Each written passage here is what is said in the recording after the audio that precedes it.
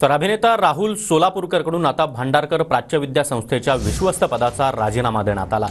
भांडारकर संस्थेनं राहुल सोलापूरकर याचा राजीनामा देखील स्वीकारलेला आहे। छत्रपती शिवाजी महाराजांबद्दल जे काही वादग्रस्त वक्तव्य केलेलं होतं त्यावरून शिवप्रेमी यांच्यामध्ये चांगलाच संताप निर्माण झालेला होता आणि त्याच पार्श्वभूमीवर आता राहुल सोलापूरकरचा राजीनामा। या संदर्भात अधिक माहिती देण्यासाठी आमचे प्रतिनिधी योगेश बोरसे आपल्यासोबत आहेत। योगेश, अखेर भांडारकर प्राच्यविद्या संस्थेच्या विश्वस्त पदाचा राजीनामा दिला गेला आहे।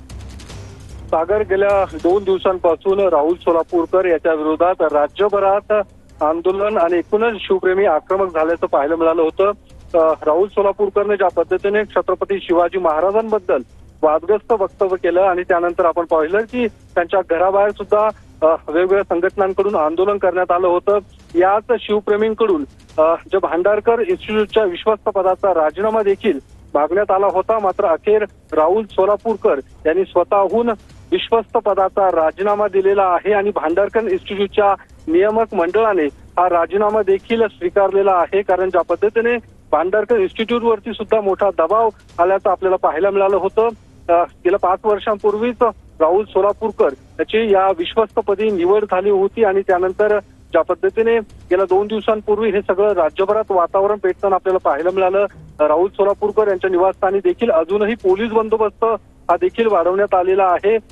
एकूण या सगळ्या संदर्भात राहुल सोलापूरकर यांनी दिलगिरी जरी व्यक्त केली असली तरी सुद्धा त्यांनी माफी मागावी आणि एकूण भांडारकर इन्स्टिट्यूटच्या विश्वस्त पदाचा राजीनामा द्यावा अशा पद्धतीची सातत्याने मागणी ही शिवप्रेमींकडून होत होती।